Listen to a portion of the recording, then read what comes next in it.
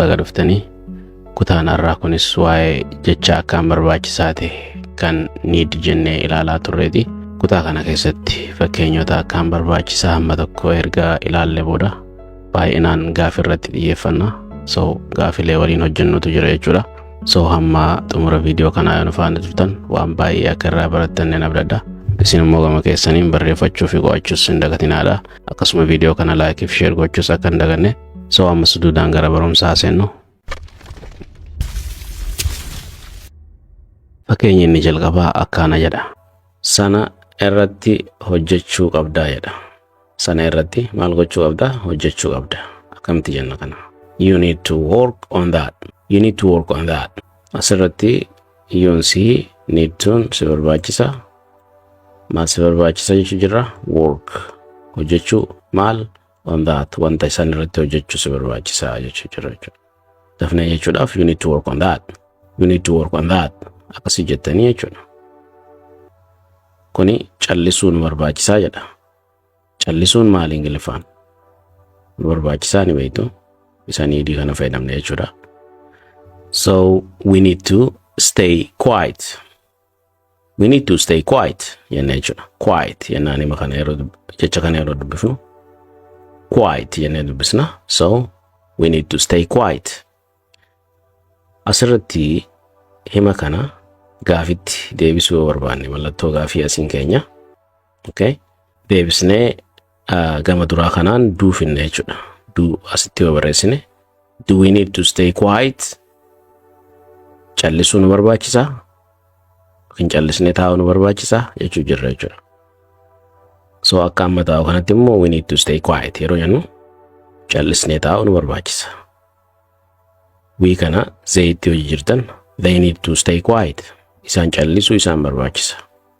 Yoon callisnee rakkootu dhufa jechuudha. So wanti kun wanta dirqama isaan gochuu qaban jechuudha. Yoo waan san dhiisan wanti sun ka duraa irratti yookiin jireenya isaanii jeequ ta'a jechuudha. Okay? Saniif faayidaan needidha. Wanta akkaan nu barbaachisu jireenya oofuudhaaf. Wantoota akkasii yeroo haasawuu barbaannu needii fayyadamnaa jechuudha. So faayidaa guddaa akka qabdu argaa jirra. Gara himetti aanu yeroo deemnu akkana jedha. Emaila erguu na barbaachisaa jedha.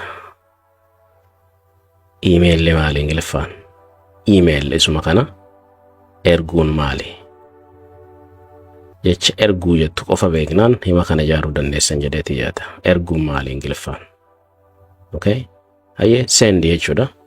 Send jechuu eegatee email eegatee na barbaachisaa need to eegatee kamirraan eegala. Hima kana kamtu dura dhufuu qaba? Email dura dhufuu qaba moo? Okay, moo hima ana jettuutu dura dhufuu qaba? Anaan I dha waan taateef. Okay. I irraa kaana akkuma namni isin hin jeene I kanarraa kaana I need to send ergu jechuun maal send kana an email. Okay.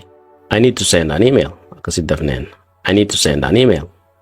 Ani need to na barbaachisa send ergu maal an email. Emaila. Okay. Kun immoo maal jedha? Bishaan dhuguu si barbaachisaa jedha. Bishaan jechuun water akka ta'e ni beektu. Okay. Dhuguun immoo drink akka ta'e ni beektu. Si jechuun you jechuudha. Barbaachisa yeroo jennu need to.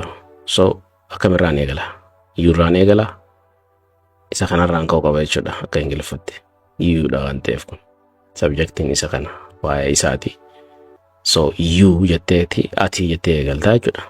You maal jechuu qabna san booda need to kajoo kanaas finna jechuudha. Akkuma asitti agartan kana you need to drink water.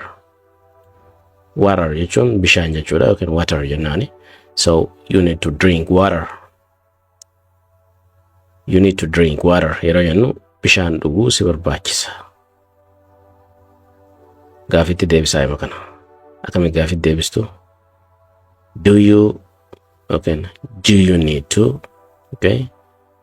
Isa do jennuun sani yeroo dubbifnu juu jennee dubbifna jennee kutaa darbe keessatti yoo yaadattani. So Do you need to drink water? Do you need to drink water? Do you need to drink water? Bishaan dhuguu si barbaachisa jechuu jirra jechuudha. Okay, now it is time to check ourselves by taking this test. So yeroo amma yeroo ittiif qorruudha, yeroo ittiif laallu jechuudha. Wanti baranne kun nuuf galaa jira moo nuuf hin galle jechuudha. So gaafiin jalqabaa akkas jetti. Namni tokko jechuma need jettutti fayyadame ala bahuu na barbaachisaa kan jechuu barbaadu yoo ta'e akkamiin jedha. Ala bahuu yeroo jennu mana keessaa alatti gadi bahuu jechuudha. So akkamitti akkas jechuu dandeenya. Saniifuu xiyyeeffannoon keessan ala ka jedhuu fi bahuu ka jedhu maal akka ta'e baruu isin barbaachisa. San booda ana jechuun maal jechuu akka ta'e ni beektu. So wantootaan jala saraare kanneen irratti xiyyeeffadhaa.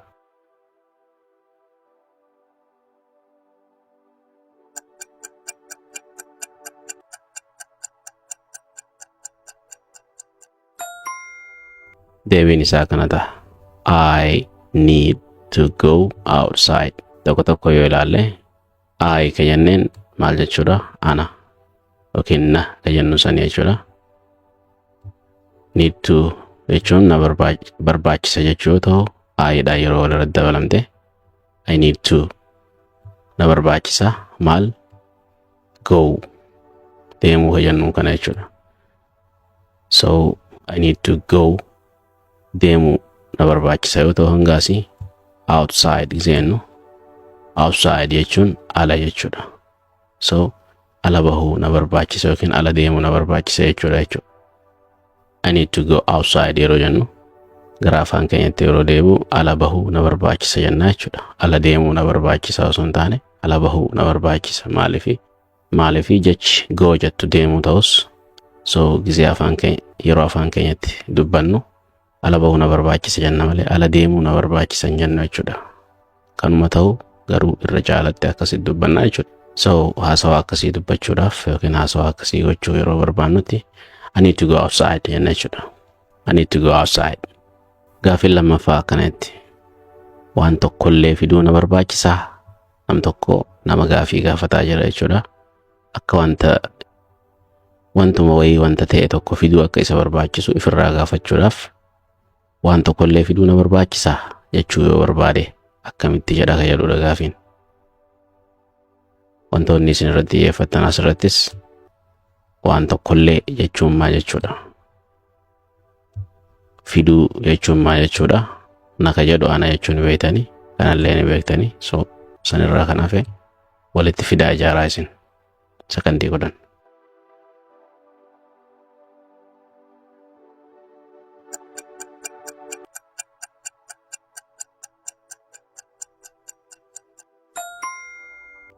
Akkas ta'a jechuudha. Yeroo baay'ee akka dubbachaa turretti yeroo gaafii gaafachuu barbaannu do ka jedhu gama duraa finna jenne. So do I need to bring asirratti bring jechuun maal jechuudha jettani. Bring jechuun fiduu jechuudha. Okay. Do I need to bring fiduu na barbaachisa ammaasii jechuudha. Anything yeroo jennu waan tokkollee jechuudha. Waan tokkollee jechuudha jechuudha. So do I need to bring anything? Do I need to bring anything? Yeroo jennu waan tokkollee fiduu na barbaachisa jechuu jira jechuudha. Atiin isinii gala jedheeti yaada gara gaafiitti aanu irra deemnu akkas jedha. Doktora bira deemuu na barbaachisaa jedha. Akkamiin namni tokko ingiliffaadhaan doktora bira deemuu na barbaachisa jedha. Okay, doktora ka jedhu doktora ni beektu. Okay, deemuu ka jedhu akkam jenna na barbaachisa ka jedhu akkam jenna jechuudha. So namni tokko akkamitti doktora bira deemuu na barbaachisa jedha ingiliffaan.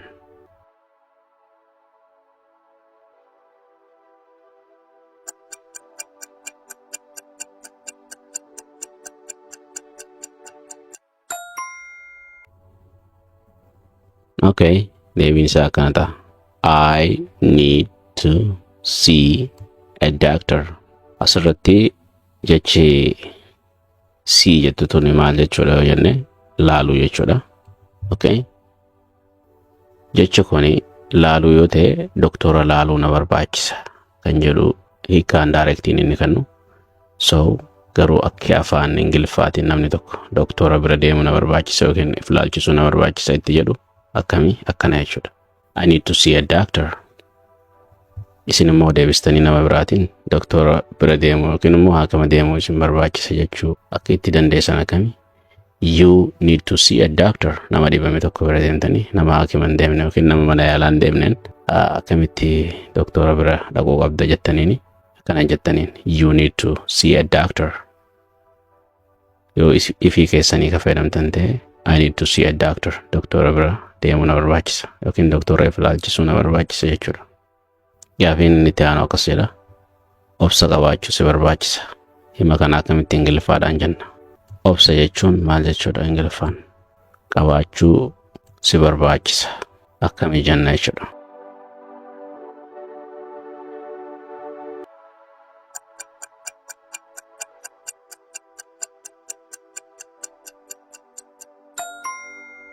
Akkas deebisaansa. You need to be patient. You need to be patient jenna jechuudha. Asirratti jechi patient jedhu obsa jechuudha.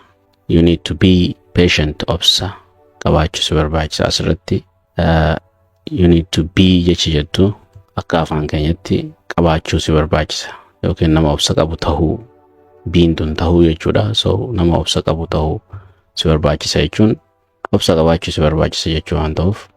So you need to be patient. Nama obsa hin qabne tokko yeroo argitan akka inni obsuuf gorsuu yoo barbaaddan akkam jettaniini you need to be patient. Asirratti akka hin daganne you need to be patient jettanii hundan dubbistanii asirratti diintun maal taati saayilantii taati yeroo haasofnutti jechuudha. Akkam jechuudha akkana jechuuni you need to jechuudha you need to eegeettan booda to itti aansuu jechuudha. Barreeffama haa jiraattu malee sagaleedhaan dhaga'amuu qabdu jechuudha. So irra deebinee jechuudhaaf you need to be patient deddeebisaa jedha isiniif dhufe jechuudha. Gaafiin itti aanu akkanadha. Kana amma sirreessuun qabaa jedha.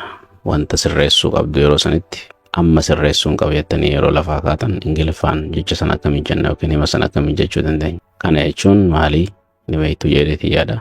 Amma jechuus ni beektu. Sirreessuu jechuun homaa jechuudha. Sirreessuun qaba jechuun sirreessuu na barbaachisuma jechuudha. Mee ijaaraa.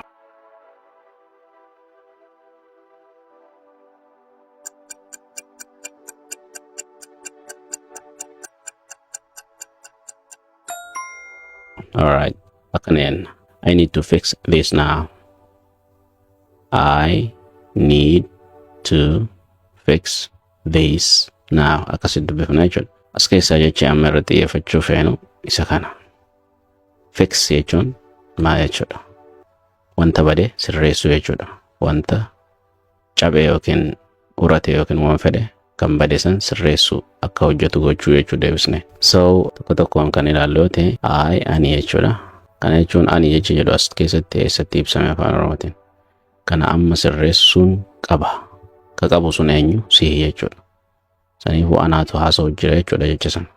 Hima sana anaatu dubbachaa jira jechuudha. So I need to maal barbaachisa? Fix. Suphuu yookiin sirreessuu na barbaachisa. Base. Isa kana ziisin jennu. Base jettan fiitee arrabaatiin ilkee lameen gubbaa tuquudhaan jechuudha. So I need to fix this now. Amma jechuudha. Isa amma jennuun kuni naawidha. So dafnee jechuudhaaf I need to fix this now. Akkasii jennaa jechuudha. So gaafiin itti aanu kana jedha. Caalatti haasa'uu qabnaa jedha. Eenyu nuti jechuudha. Nama caalaa jedhamutti haasa'uu qabnaa osoo hin taane haasa'uu tokko xiqqoo haasoftee yeroo si dhaabsisan haasa'uu kiyya dabalataan haasa'uu na barbaachisa waan hin jedhu hin finne. So yeroo naa kannaa jechuu yeroo barbaaddutti so caalatti haasa'uu na barbaachisa waan kanaa yookiin immoo haasa'uu qabnaa jechuu yoo barbaaddu akkamii jettaadha gaafiini. So saniifuu jechi irratti xiyyeeffachuu qabdan caalatti jechuun yookiin immoo daran yookiin irra caalatti dabalataan jechuudha. Ingiliffaan akkamii jechuu kun maal jechuudha? Haasa'uu ni beektu Okay, qabna ka jedhu na barbaachisa jechuu yookiin nu barbaachisaa ka jennu sanii kunifa soomee himaa akkasii tokko ijaara.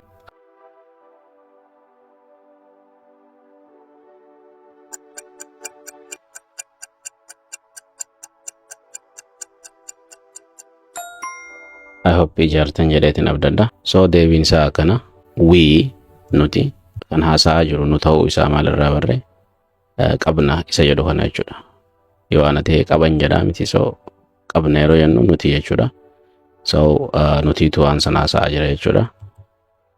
So we need to talk more jenna jechuudha. Asirratti we need to talk haasa'uu nu barbaachisa. Isa kana jechuudha amma jechi ijoon asirratti xiyyeeffachuu qabnu. More ka jettu sana jechuudha. More jechuun irra caalatti dabalataan akkas jechuudha. So we need to talk more dabalataan haasa'uu nu barbaachisa. Wanta jennu finne jechuudha. Nutti hafti kana. So yeroo sana akkam jenna we need to talk more. We need to talk more. Inni kun amma maal jedha? Yaaddoo dhaabuu qabda. Nama gorsaa jirta jechuudha. Yaaddoo dhaabuu si barbaachisa jechuudha karaa biraatiin. Akkam jetteeti nama gorsuu dandeessa akkana jettee Ingiliffaan.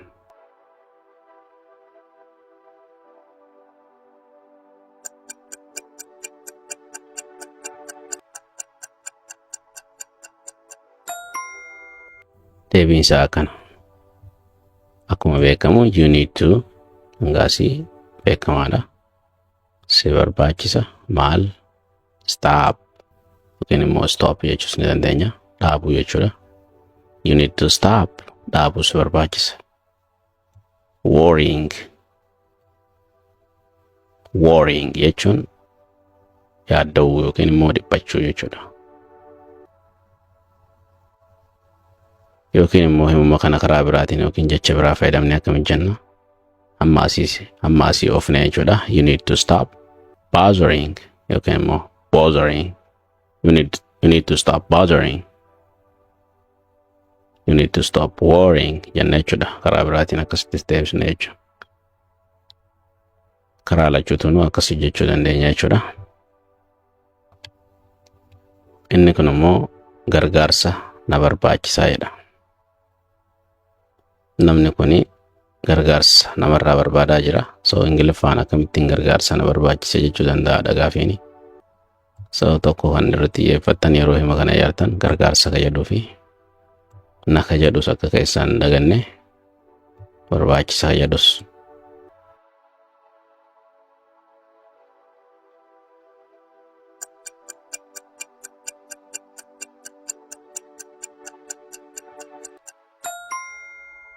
Good. Deebisaan isaa kana. Jechuma sadii inninis I ka jedhu, need ka jedhuu fi help ka jedhu jechuudha. I need help. I need help. Na jechuun I yoo ta'u, need jechuun na barbaachisu jechuudha. Yookiin na barbaachisa jechuu jirra. Help. I need help. Gargaarsa na barbaachisa. Gara gaafii itti aanuu adeeminu. Gaafiin itti aanuu kana jedha. Wanti si barbaachisu jira jettaa nama tokkoon. Wanti si barbaachisu jira. Wantoota kanneen amma kan irratti xiyyeeffannu. Jechoota kana Ingiliffaan eessaaf kenname? Akkam jenneeti eegalla jecha kana hima kana. Akkam jenneeti hima kana eegalla. Sakandii 10.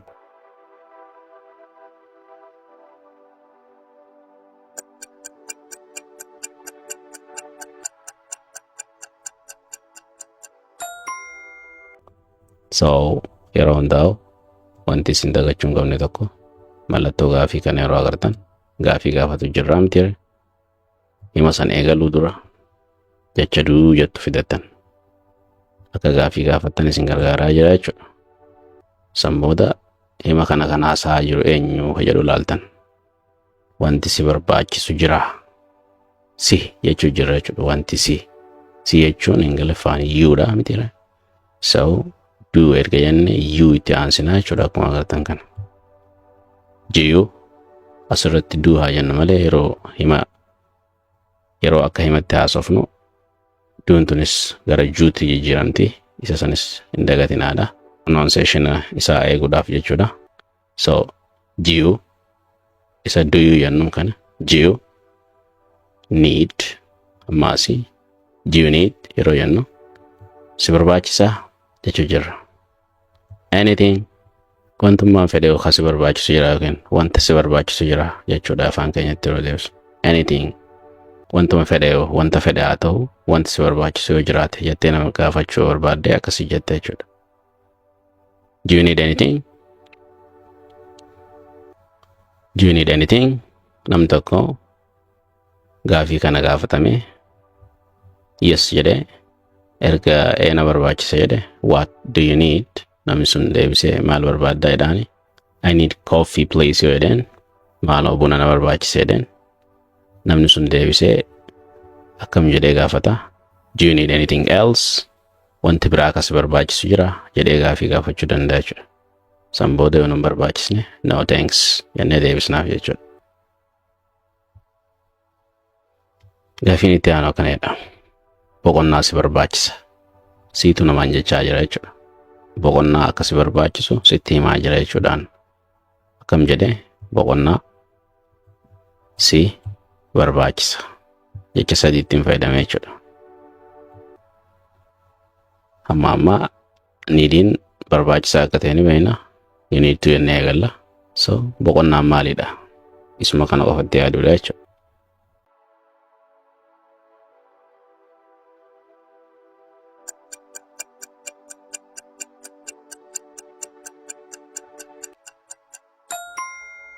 Deebisaan kana you need to rest yookiin immoo you need rest boqonnaa si barbaachisa. Gaafiin kun immoo maal jedha? Yeroo na barbaachisaan jechuu barbaada Ingiliffaan. Akkamitti yeroo na barbaachisa jedha? Yeroo maal Ingiliffaan? Na barbaachisaan beektan sila. So kamii walirratti qindeessiname jechoota sadeen kana.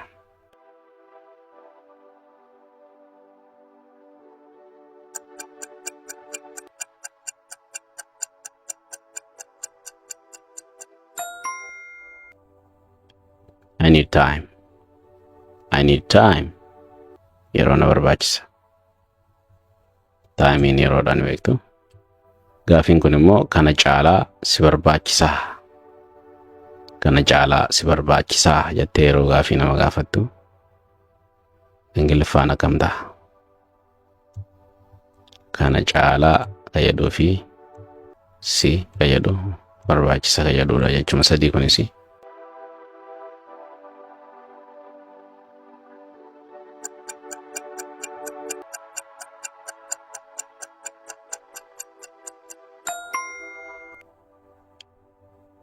So gaafiidha akkuma reefsiniin jedhe wanna kuni mallattoo gaafii jira yookiin immoo gaafii gaafachaa jira. So akkuma duraan deemaa turre duun gama duraatiin dhuftee jirti. So do you eegallaa jirra jechuudha. Yookiin do you need more dabalataan si barbaachisaa jechuudha. Yookiin immoo kana caalaa si barbaachisaa. Do you need more? Do you need more? Pronunciation isaa akkasitti eeguu qabdu jechuudha. Do you need more jettus namni sumarraa hubata garuu pronunciation isaa eeguudhaaf yookiin akkaataa itti jennu eeguudhaaf akkam jenna? Do you need more? Do you need more?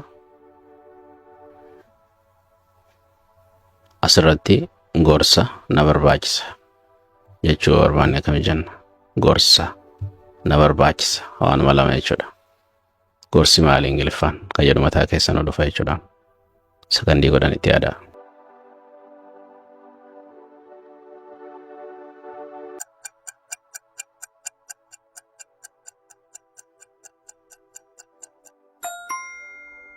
Gorsi Ingiliffaadhaan jecha kana jechuudha. Kam jennee dubbisna? Advice. Advice. So jecha kana erga beekne inni kun duraanuu fayyadamaa jirra waan ta'eef nu dhibu jechuudha. I need advice. I need advice. Himuma kana deebisnee gara waan biraa jijjiiruu dandeenya.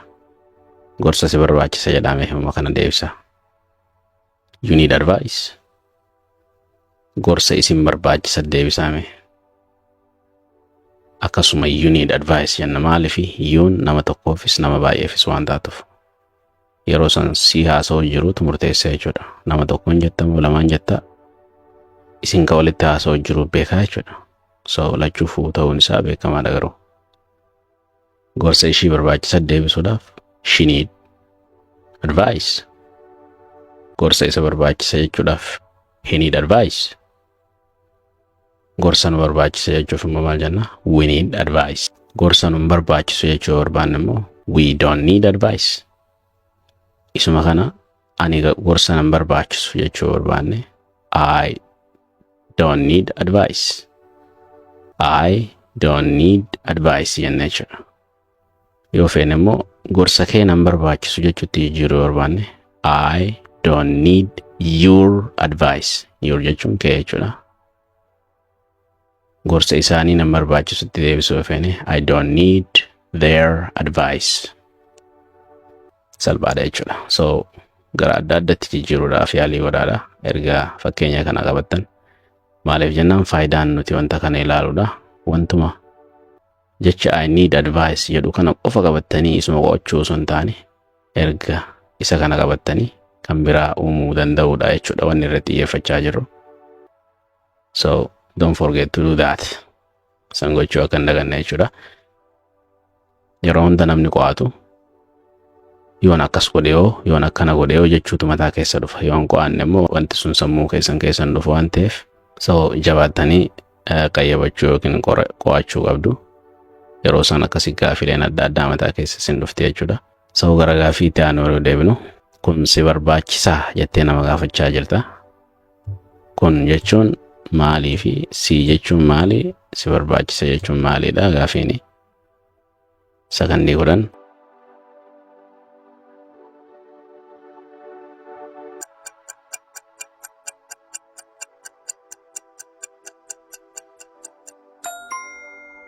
Do you need this? Do you need this? Do you need si barbaachisa? This isa kana agarsiisaa jirta jechuudha.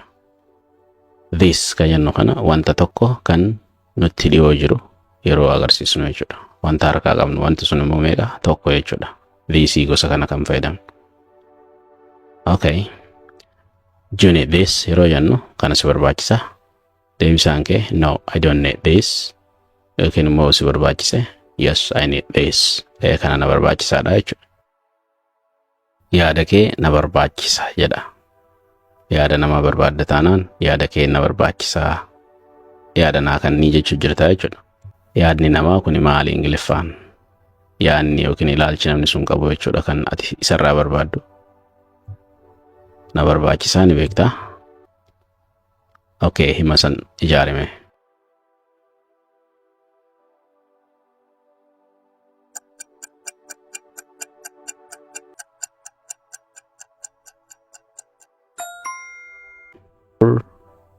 Opinion. So jechi ijoon kana. Opinion jechuun yaada. Yaadni kun maali? Yaada birarraa kan isa adda taasisu maali? Yaada namni qabu jechuudha. Maaliif namni hundi opinion adda addaa qaba. Yaadni ani qabuu fi ati qabdu waan tokko irratti adda adda jechuudha. So yaadni wanta tokkoof ati qabdu kiyyaa wajji wal dhaba. So yaada keetiin kanarra barbaadaa jettee nama gaafachuu jirta yookiin opinion jennaan isa sanii. So I need your opinion jettaa jechuudha. I need your opinion. Yaada keetiin barbaadaa jechuudha.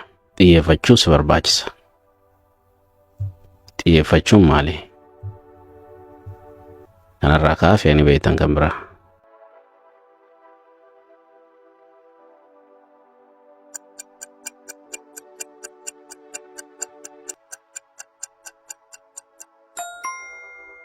Deebinsa akkana. You need to focus. So xiyyeeffachuun maali? Focus ka jennuun kana jechuudha. So you need to focus. Yeroo you need to jechuu si barbaachisa. Focus xiyyeeffachuu. Formaata nu barbaachisa. Formaatni maali Ingiliffaan? Kana immoo ni beektu. Nu barbaachisaan maal akka ta'e.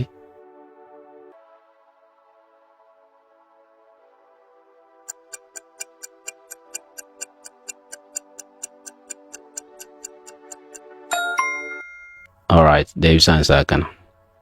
We need a what? A solution. Solution jechuun maali? Furmaata jechuudha. We need a solution. We need a solution. Furmaata nu barbaachisa. Nama tokko waan hin taane kan inni hojjetu yookiin immoo wanta inni hojjetu sun siif hin taane taanaan dhaabuu qabda jettaan. Akkamitti dhaabuu qabda jettaan sun. Dhaabuu si barbaachisa jechuu karaa biraatiin. Dhaabuu si barbaachisa yookiin dhaabuu qabda akkamitti jetta.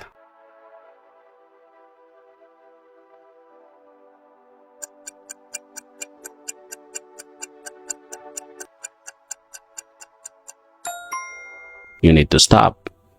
You need to stop. Basun taane akkan irraanfanne di hin dubbisinaadha. You need to stop the deebisaa jedhaadha. Dhaabuu qabda waan kana. Waan kana jechuutti yoo itti dabaluu barbaadde you need to stop this. Isa kana dhaabuu qabda wanta kana. You need to stop this thing. Wanta kana dhaabuu qabda. Yookiin immoo gaabsine you need to stop. Siifii namni hojii haasoo hojjetan san maal akka dhaabuu qabu kan itti himu jirtu ni beeka inni. Haasoo yeroo haasootu san keessatti toopikni yookiin mata dureen isin irratti haasaa jirtan maal akka ta'e waan beektaniif saniif dilas babal'isuun isin barbaachisu you need to stop dhaabuu qabda yookiin immoo dhaabuu si barbaachisa wanta kana jechuudha. Barumsi keenya kan waa'ee jecha akkaan barbaachisaa fi guyyaa guyyaan haasoo keessatti dhageenyuu fi dubbannu jennee ilaalaa turre asirratti xumuramu ta'a. Isin immoo haasoo guyyaa guyyaan gootan keessatti galchuudhaan itti fayyadamuu eegaluu qabdu. Fakkeenyotuma asirratti kenname qofa laaltanii hin dhiisinaadha. Akkuma reefu jenne san fakkeenya isinii kenname gara hima biraatitti jijjiiruudhaan yookiin immoo gara fakkeenya biraa jijjiiruudhaan haasoo adda addaa kan afaan keenyaan haasofnu sanitti jijjiirrachuudhaan hima haaraa irraa ijaaraa deemuu danda'u qabdu jechuudha. Kutaa itti aanuun barumsa biraatiin hamma walitti deebinutti yeroo gaarii isiniif haa ta'u. Have a wonderful time. Bye bye for now.